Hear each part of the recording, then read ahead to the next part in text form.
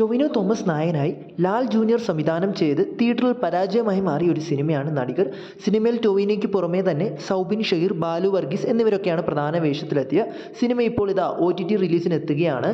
ഇന്ന് രാത്രി 12 മണിയോടെ തന്നെ നെറ്റ്ഫ്ലിക്സിലൂടെയാണ് സിനിമ OTT റിലീസിനെത്താൻ പോകുന്നത്. ജയ ജയ ജയ എന്ന ഹിറ്റിന് ശേഷം വിപിൻ ദാസ് ഡയറക്റ്റ് ചെയ്ത് പൃഥ്വിരാജ് സുകുമാരൻ, ബേസിൽ ജോസഫ്, അനശ്വര, നിഖില വിമൽ എന്നിവരൊക്കെ പ്രധാന വേഷത്തിലെത്തിയ സിനിമയാണ് ഗുരുവായൂർ അമ്പലനടയിൽ. സിനിമ ഇപ്പോഴും തിയേറ്ററിൽ ഓടിക്കൊണ്ടിരിക്കുകയാണ്. തിയേറ്ററിൽ ഏകദേശം 90 കോടിക്കടുത്ത് കളക്ഷനാണ് സിനിമ നേടിയിരിക്കുന്നത്. ഇപ്പോൾ ഇതാ സിനിമ OTT പ്ലാറ്റ്ഫോമിലൂടെ റിലീസ് ചെയ്യാൻ പോവുകയാണ്. സിംപ്ലി സൗത്ത് ആണ് സിനിമയുടെ ഓവർസീസ് OTT റൈറ്റ്സ് എല്ലാം സ്വന്തമാക്കിയിരിക്കുന്നത്. ഇന്ത്യയിൽ സിനിമയുടെ OTT അവകാശം സ്വന്തമാക്കിയത് ആരാണെന്ന് നമുക്ക് കൃത്യമായി അറിയുകയില്ല. എങ്കിലും ഈ മാസം അവസാനമോ അല്ലെങ്കിൽ ജൂലൈ ആദ്യ ആഴ്ച തന്നെ സിനിമ OTT പ്ലാറ്റ്ഫോമിലൂടെ റിലീസ് ചെയ്യുന്നതെന്നാണ് നമുക്ക് കിട്ടിയ ഏറ്റവും പുതിയ അപ്ഡേറ്റുകൾ പറയുന്നത്.